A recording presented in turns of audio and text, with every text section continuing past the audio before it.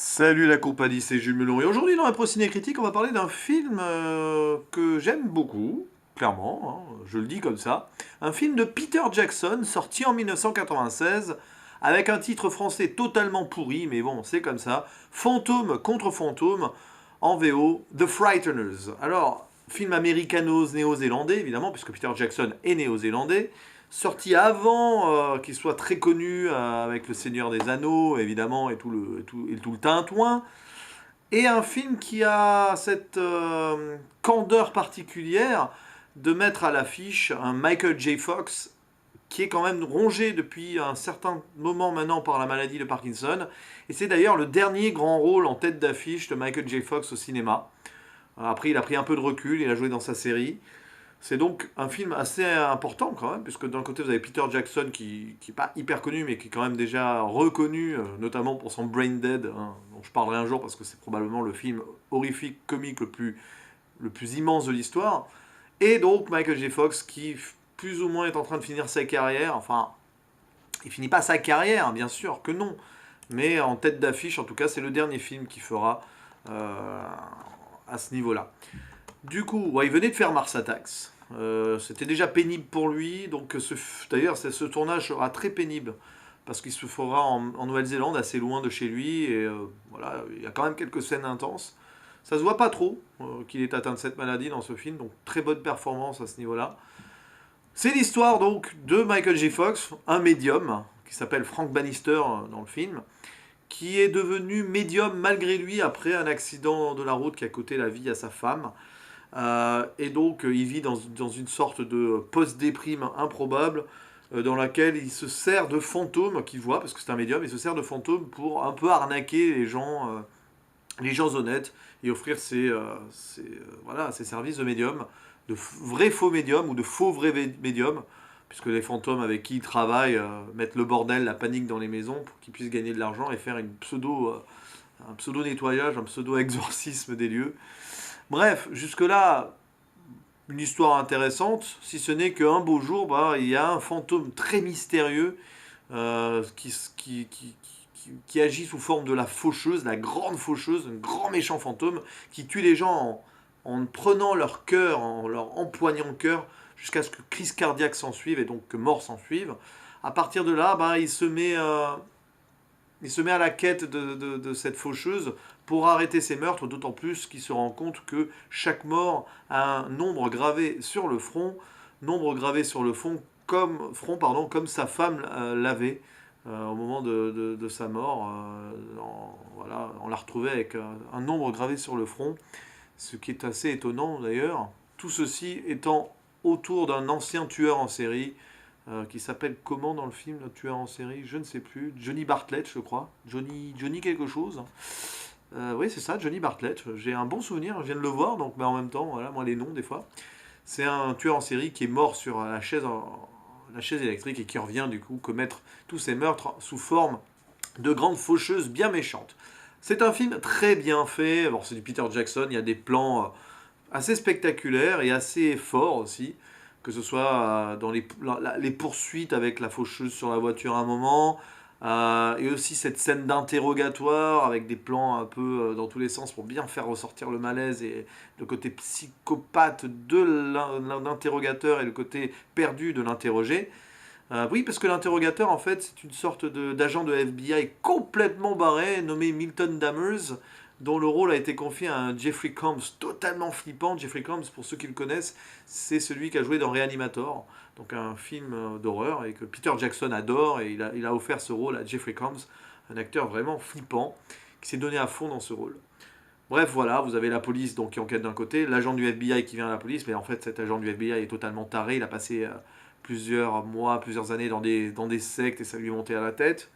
Et à côté de là, bah, vous avez un docteur, une femme, une docteure, le docteur Lucy Linsky, qui perd son mari à cause de la faucheuse, et c'est là que les liens se font avec Frank Bannister, Michael J. Fox. Alors, le docteur Lucy Linsky, joué par une actrice qui n'a pas vraiment une carrière derrière, hein, une certaine Trini Alvarado. Et donc évidemment, vous pouvez imaginer que les deux vont se rapprocher et agir ensemble pour arrêter le coupable. Rajoutez à cela l'ancienne petite amie du tueur en série, une certaine Patricia Bradley, qui est depuis confinée en tant que plus ou moins folle et complètement paumée dans une grande maison bien horrifique, avec tous les clichés qu'il y a derrière, et gardée de très près par sa mère acariâtre. Vous avez pas mal d'ambiance comme ça, moi j'ai beaucoup aimé ce film.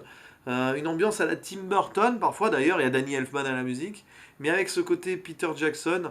C'est un film assez unique et assez à part, un film de fantôme donc, qui est rare et qui pour moi reste assez unique en son genre depuis. Ça fait quand même 22 ans que le film est sorti, le temps passe, et je trouve ce film toujours très moderne. Quand tu le vois aujourd'hui, tu as l'impression vraiment qu'il n'a pas vieilli, il a pas mal vieilli du tout, et je trouve ça super cool.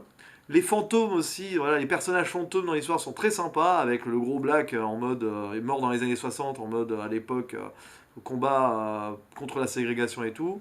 Un autre gars qui s'appelle Stuart, qui est un petit peu ouais, joli cœur, tombeur, un peu le côté comic relief du film. Vous avez le vieux juge qui est mort probablement au 19e siècle, euh, ancien shérif ou un truc comme ça. Et vous avez aussi le gardien du cimetière, qui est joué par... Enfin, c'est une sorte de sergent instructeur, comme dans Full Metal Jacket, et pour cause, c'est le même acteur, Roland Lee Emery, oui, l'acteur qui joue non, pas Roland, Ronald, excusez-moi, Ronald Lee Emery, qui joue le sergent instructeur dans Full Metal Jacket, et Peter Jackson l'a engagé pour jouer son propre rôle. Et c'est énorme, parce que vous avez ces répliques-là, un peu en mode gratuite et hommage, clairement, qui rappellent cette scène pratiquement d'ouverture de Full Metal Jacket, qui reste évidemment culte. Donc voilà, c'est un film qui a vraiment plusieurs degrés d'intérêt et qui est super bien fait, que ce soit dans les images, l'esthétisme, la mise en scène. L'action est super bien menée, le scénario est carré. Le seul reproche qu'on peut faire à ce film, c'est son côté raccourci. Il y a quand même des raccourcis assez énormes. Euh, voilà, il y a des... Ouais, pour que le film avance, il y a des raccourcis, tout simplement. À un moment, bah, il y a alors c'est une journaliste, il me semble, qui, qui, qui se croit persécuté enfin, qui persécute Frank Bannister depuis la mort de sa femme et qui se croit persécuté parce qu'à un moment on accuse Frank Bannister d'être l'auteur de ces meurtres, puisqu'il est toujours là sur la scène, puisqu'il voit avec son côté médium ce qui se passe un peu en avance. Et à un moment, au lieu de se barrer et tout, elle revient vers lui en mode hey, Frank Bannister et tout. C'est complètement con de sa part, mais ça a fait enchaîner une scène derrière, alors qu'elle aurait dû se barrer depuis longtemps, d'autant plus que la police était sur place pour plus ou moins maîtriser la situation. Mais elle revient, alors qu'à un moment Frank Bannister s'échappe des griffes de la police, elle revient vers lui en mode gratuite, vas-y, frappe-moi, fais-moi mal, quoi. C'est complètement idiot. Ça, c'est complètement idiot. Mais c'est un exemple. Mais bon, voilà, c'est le côté aussi, je fonce directement dans le tas, d'un Peter Jackson qui est resté donc, sur Bad Taste et Brain Dead, entre autres, qui aime bien ces petits raccourcis-là pour faire avancer son intrigue. Et puis il se prend pas au sérieux, ce film ne se prend pas au sérieux tout en étant assez sérieux quand même. Voilà, moi j'aime bien cette dichotomie dans ce film-là. Euh, donc, vraiment un bon film. Sous-estimé et méconnu, clairement. Surtout méconnu, je pense. Sous-estimé, je ne sais pas. Mais méconnu. Avec quand même vraiment de bonnes choses dedans. Voilà. Et des acteurs tous très impliqués, je trouve. Hein. Tous très impliqués. On voit que Peter Jackson met en scène de façon forte et qui met ses acteurs au centre de chaque scène. Avec des prises de risque aussi, hein, au niveau des cascades, hein, des scènes d'action, on voit que les acteurs se donnent dedans. Et puis dans le rôle de Patricia Bradley aussi, petite anecdote, mais je l'ai trouvé complètement extraordinaire, en mode psychopathe folle. Dee Wallace Stone, qui est Dee Wallace Stone? Bah, c'est la mère dans E.T. Voilà, la mère de Elliot dans E.T. Un rôle totalement différent, mais voilà, une actrice qui, là, elle s'est lâchée dans ce film-là. Et vraiment bien, vraiment bien. Voilà. Bref, un film que je conseille à tout le monde, parce qu'il n'est pas très connu, donc allez le voir, regardez-le, Fantôme contre Fantôme ou The Frighteners, en VO. Le seul bémol, vraiment, en fait, là-dedans, c'est son titre en français, je trouve franchement... C'est pas qu'il est mal trouvé, mais... Enfin, si, parce que... Si, il est mal trouvé. Déjà, fantôme au pluriel contre fantôme, au pluriel, en fait, il n'y a qu'un gros fantôme méchant dans l'histoire à arrêter, donc c'est un peu idiot. Mais ils n'ont pas trouvé voilà, ils n'ont pas trouvé un titre mieux. Je pense qu'ils n'ont pas voulu se casser la tête et c'est dommage. C'est la vie. Allez, à la prochaine. Ciao.